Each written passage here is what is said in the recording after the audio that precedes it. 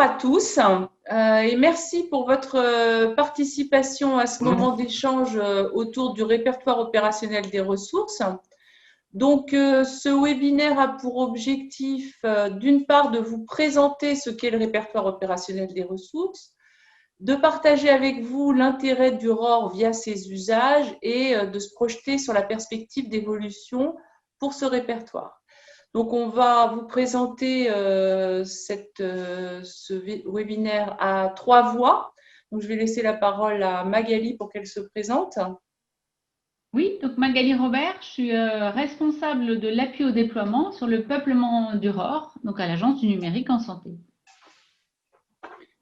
Et Mathieu de Carvalho, responsable technique de la partie ROR à l'ANS. Voilà. Et donc Sylvie Bertrand, donc directrice du programme ROR à l'Agence du numérique en santé. Donc, je vous le disais, 3 temps, donc 3 temps de présentation et d'échange. Et donc, on va embrayer tout de suite sur ce qu'est le répertoire opérationnel.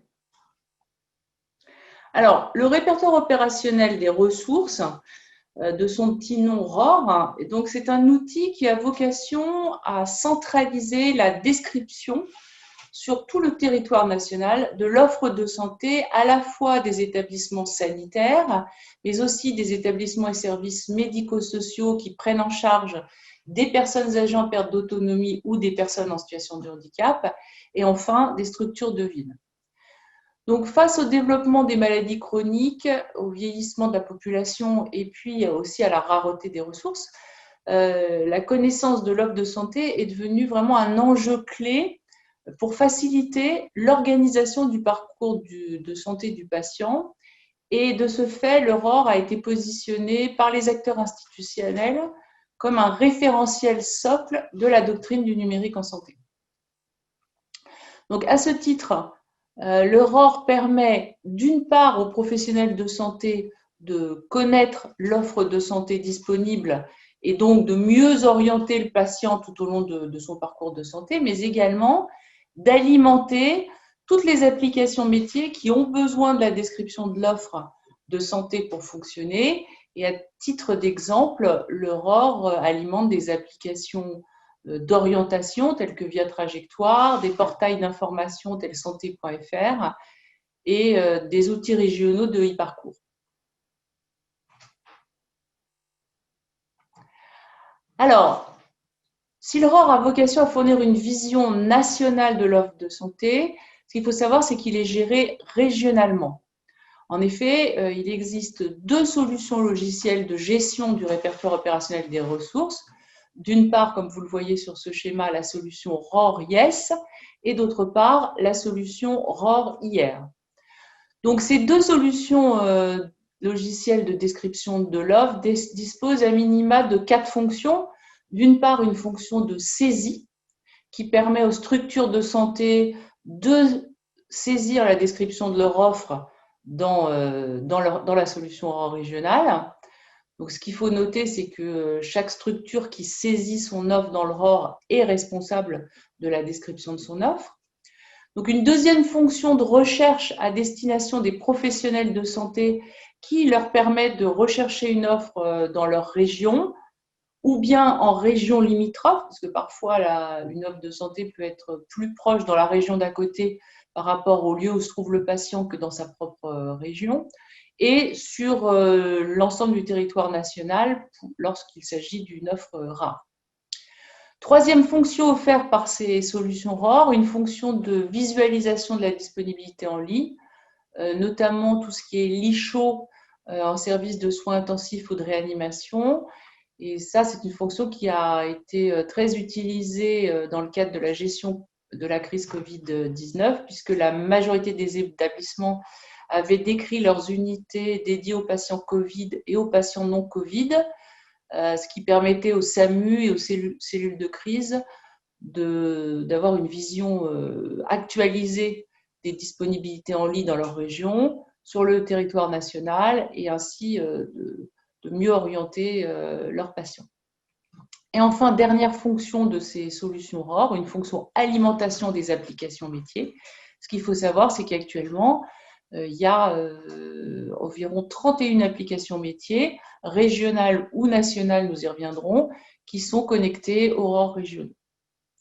Donc, chacune des 17 régions a choisi une de ces deux solutions logicielles qu'elle a déployées et qu'elle administre. Et c'est chaque ARS avec son grade qui organise le peuplement de l'offre de santé de son territoire. Donc, ce que nous venons de voir, c'est que l'architecture du ROR, c'est une architecture distribuée. Donc, c'est la raison pour laquelle la Direction générale de l'offre de santé, c'est-à-dire une direction du ministère de la Solidarité et de la Santé, a souhaité mettre en place un programme national ROR qui avait pour objectif, d'une part, de déployer les solutions, d'aider au déploiement des solutions ROR régionales, et d'autre part, de faire converger les acteurs de santé sur une description normée de l'offre de santé.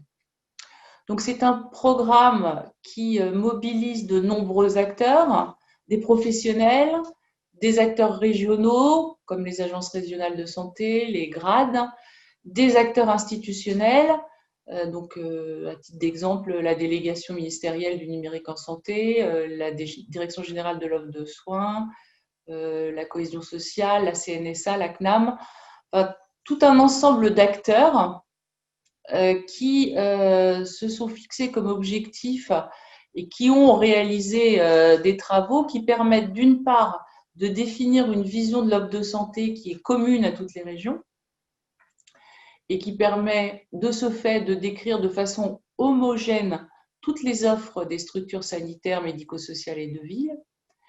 D'autre part, ces groupes ont permis de spécifier un certain nombre de transactions génériques pour que toutes les applications métiers puissent accéder de façon normalisée aux solutions logicielles ROR qu'elles souhaitent consommer.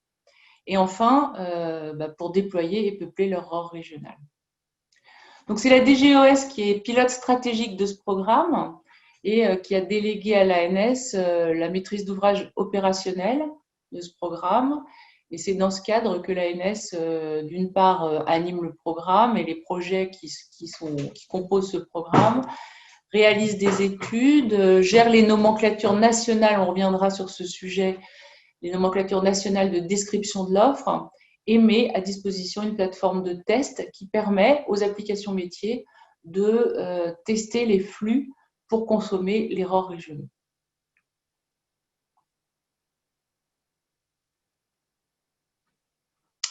Donc le programme ROR, je vous le disais, il s'est fixé comme objectif de définir une vision nationale de l'offre de santé partagée par l'ensemble des acteurs de la santé. Et donc à ce titre, il a mobilisé une cinquantaine de groupes de travail, d'experts divers et variés sur l'ensemble des secteurs pour définir ce qu'est l'offre de santé pour les structures qui prennent en charge un patient ou bien un usager dans le cadre de son parcours. Alors, ces groupes d'experts ont défini l'offre de santé comme un ensemble de soins ou de services dispensés par une structure de santé. Alors, ça peut être évidemment, je vous l'ai dit, un établissement sanitaire, un établissement médico-social ou une structure de ville. Donc, ces structures, elles sont identifiées à partir du fichier de référence national des établissements sanitaires et sociaux, le FINES. Et ensuite, dans le ROR, ces structures complètent les données du FINES avec une description détaillée de leur offre au niveau de toutes les unités des structures. Donc, ces groupes d'experts, ils ont défini 4 paramètres principaux pour décrire l'offre. D'une part, là où les activités opérationnelles ou prestations qui sont délivrées dans le cadre du parcours de santé. Alors, à titre d'exemple, on peut citer en tant qu'activité opérationnelle la radiologie interventionnelle pour une unité de radiologie dans un établissement sanitaire. Autre type d'activité, des soins d'hygiène médicalisés, par exemple pour un EHPAD. La coordination de parcours complexes pour des MAIA ou des activités professionnelles adaptées pour un ESAT. Deuxième paramètre descriptif de l'offre, c'est la capacité d'accueil pour cette activité et la disponibilité de ce capacitaire. Donc, c'est principalement une description des lits pour un établissement sanitaire et des places pour un EHPAD. Troisième paramètre, les équipements spécifiques qui permettent de réaliser ces activités opérationnelles. Donc, on vous en a mis 2 à titre d'exemple. Une chambre à pression positive, c'est-à-dire une chambre stérile pour un service de grand brûlé, ou une salle de stimulation multisensorielle pour un EHPAD. Et enfin, 4e paramètre, les personnes ressources de l'unité que l'on peut contacter par rapport à cette activité.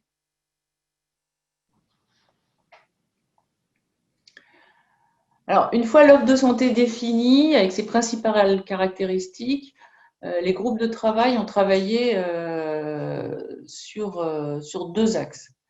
D'abord, ils ont cherché à définir un modèle pour décrire de façon détaillée l'offre et permettre aux applications d'utiliser les données d'offre.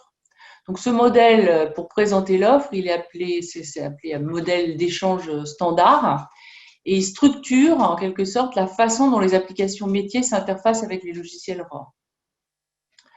Alors, la définition de ce modèle n'est pas suffisante pour assurer l'homogénéité de description.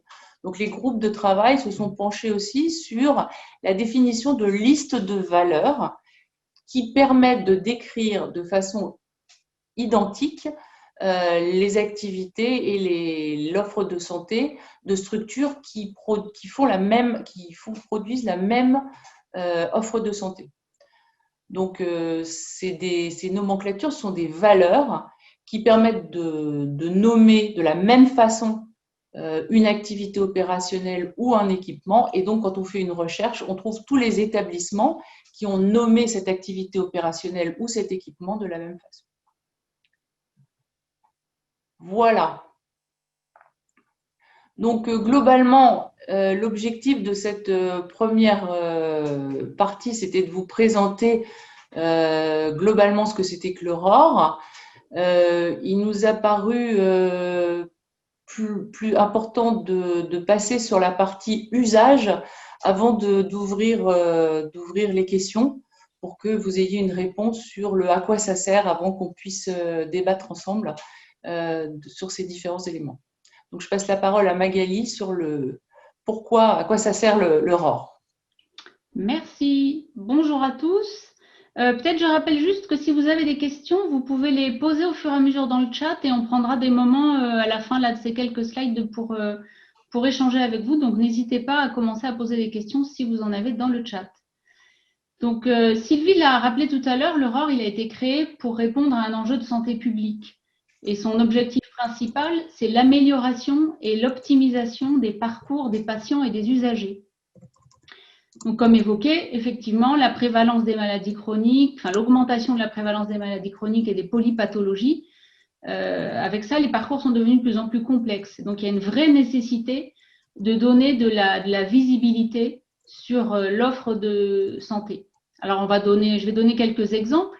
Par exemple, dans le secteur sanitaire, trouver des listes disponibles dans les situations d'urgence. Alors, on avait un exemple avec effectivement la crise sanitaire actuelle. Pendant la période entre mars et mai, les unités Covid des établissements ont remonté leur disponibilité en lit grâce au ROR, avec le ROR. Voilà, un hôpital qui, après une opération d'un patient, doit lui trouver une structure de rééducation à sa sortie. Autre cas, un médecin qui doit orienter un patient vers un service hospitalier ou vers un spécialiste. Alors, côté médico-social, les cas d'usage, d'utilisation des données de description de l'offre sont aussi très nombreux. Il y a de gros enjeux sur le fait de trouver des structures d'accueil pour les personnes âgées en perte d'autonomie et pour les personnes en situation de handicap. Pas seulement, il y a aussi le fait de trouver les services d'aide à domicile pour maintenir les gens chez eux dans des conditions acceptables. Voilà quelques exemples. On peut passer à la slide suivante. Donc, le ROR, il va permettre, on vient de le voir, d'optimiser les parcours des patients et des usagers en donnant de la visibilité sur l'offre des structures. sanitaires comme médico-sociales, mieux gérer ou aider à la gestion des situations de crise sanitaire en donnant de la visibilité à la fois sur la disponibilité des lits entre guillemets chauds et aussi sur la capacité des lits des structures. Troisième point qu'on n'a pas abordé mais qui est important, c'est la réalisation d'économies, c'est-à-dire que je peux prendre un exemple pour les éditeurs de logiciels qui construisent un logiciel métier et doivent s'interfacer avec les 17 solutions ROR régionales, aujourd'hui ne réalisent qu'une seule interface et non pas 17.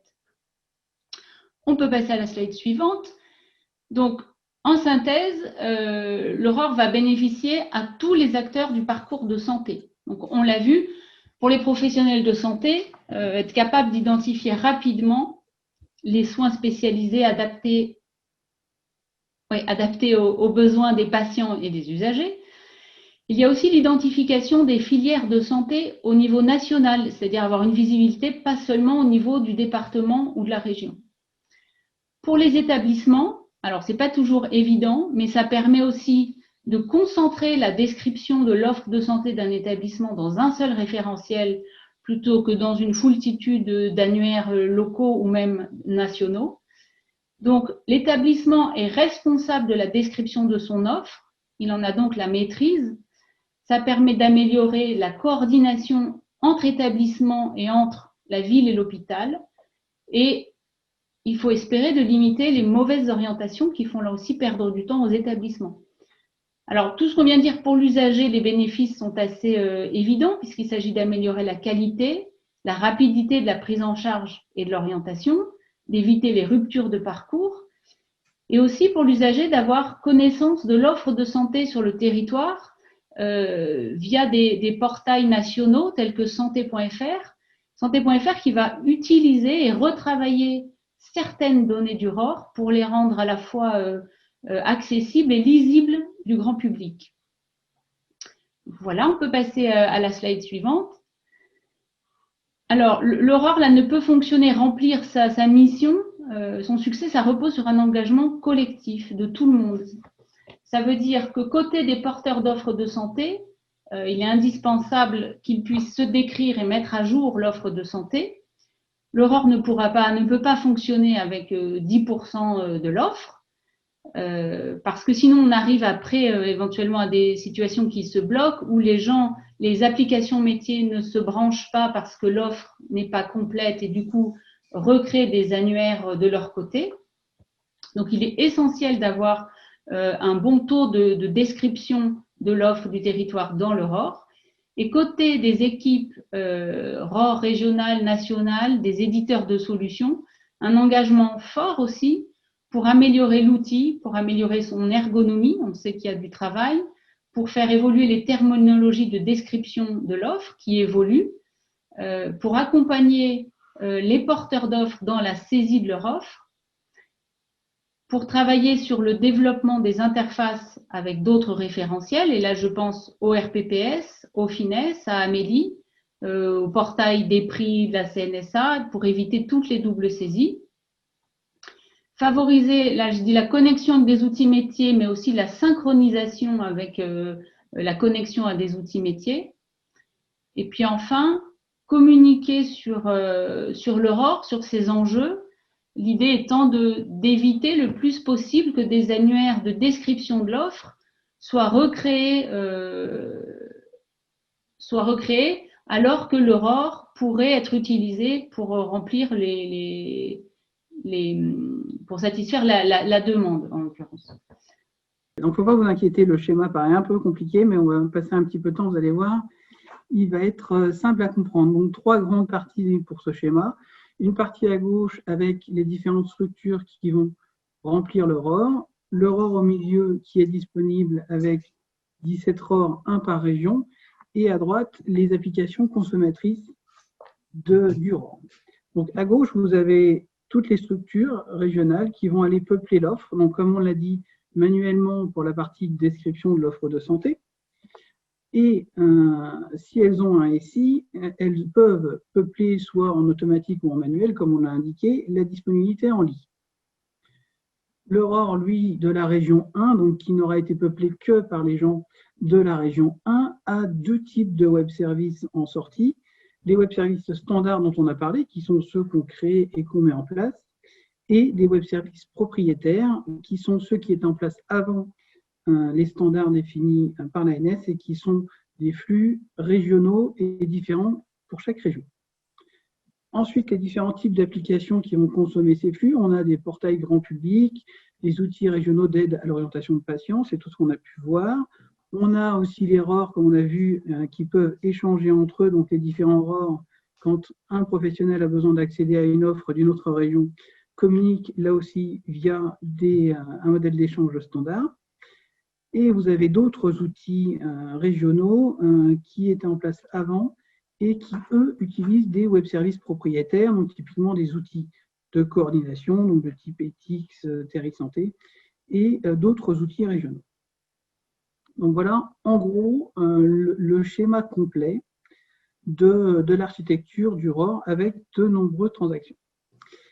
Donc, on a fait un constat suite à cette architecture. On a un élargissement progressif du peuplement et de toute cette partie de remplissage à réaliser. On a un interfaçage de plus en plus conséquent avec un nombre d'applications croissant qui veut consommer les données du ROR. Et de l'autre côté, on a nos deux solutions ROR avec des technologies assez vieillissantes qui ont à peu près une dizaine d'années. Et où là, on a une nécessité de faire évoluer les choses et une vision architecturale qui peut être un petit peu dépassée pour garantir une qualité de service optimale. Donc, avec ces deux éléments-là, on est arrivé à un constat et à la décision collective de faire évoluer l'architecture du ROR. Alors, on avait deux possibilités, soit on reconstruisait les deux solutions, soit on construisait un ROR unique, et on a décidé donc de construire un ROR unique qui va centraliser et stocker les données des 17 régions.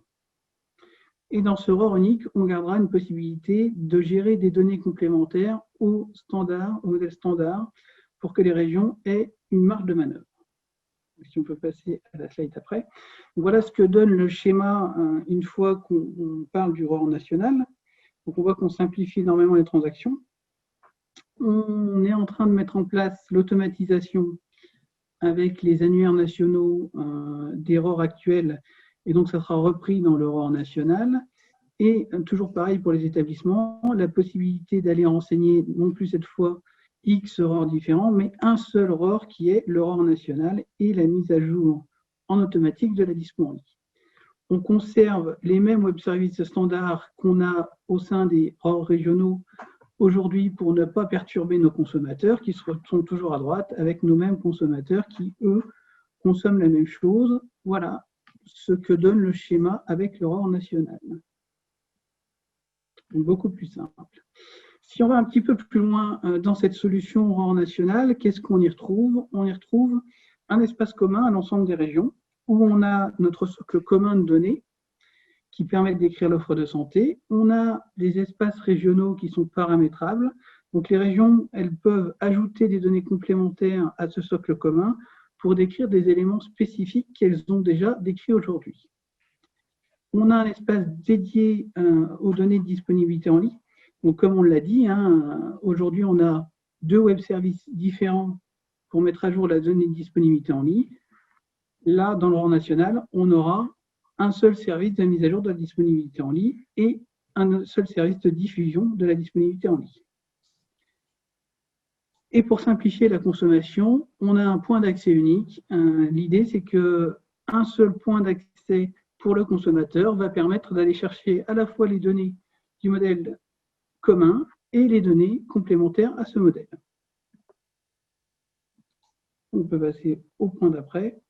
Donc, si on regarde un petit peu la trajectoire pour arriver à ce ROR national, donc comment ça va se passer? Donc, à la fin 2022, on aura une première étape qui sera la mise en place du ROR national qui va consolider nos 17 ROR régionaux sur le périmètre des données du socle commun de description de l'offre de santé. On continue à utiliser nos 17 ROR en région, à les faire évoluer. On saisit toujours l'offre dans ces 17 ROR régionaux, mais la diffusion pour tous les clients nationaux va se faire sur le ROR national. Dans une deuxième étape, on va élargir les données qu'on va ajouter au ROR national en mettant les données complémentaires à l'offre de santé. On va donc pouvoir diffuser là aussi les données complémentaires en plus des données de ce socle de données d'offre de santé. Et les 17 ROR régionaux continuent à évoluer et elles permettent toujours la saisie de l'offre. Et enfin, la dernière partie de notre plan, on met en place le ROR et la saisie entière dans le ROR national. Et à partir de ce moment-là, on peut arrêter nos 17 ROR régionaux. Et tout se fait dans le ROR national à partir de ce moment-là. Donc l'idée d'un plan progressif, c'est de ne pas perturber les régions qui ont énormément urbanisé autour du ROR et de laisser le temps de bascule à tous les utilisateurs du ROR aujourd'hui pour qu'on n'ait pas de perturbation au niveau de nos clients. Voilà la trajectoire globale pour le ROR national. Écoutez, un grand merci pour votre participation. On espère qu'on a répondu à la majorité de vos questionnements. En tout état de cause, on se tient à votre disposition pour compléter ces différents points si vous le souhaitez. Vous pouvez nous adresser un petit mail sur notre boîte mail ROR sans problème. Écoutez, merci beaucoup. Merci beaucoup.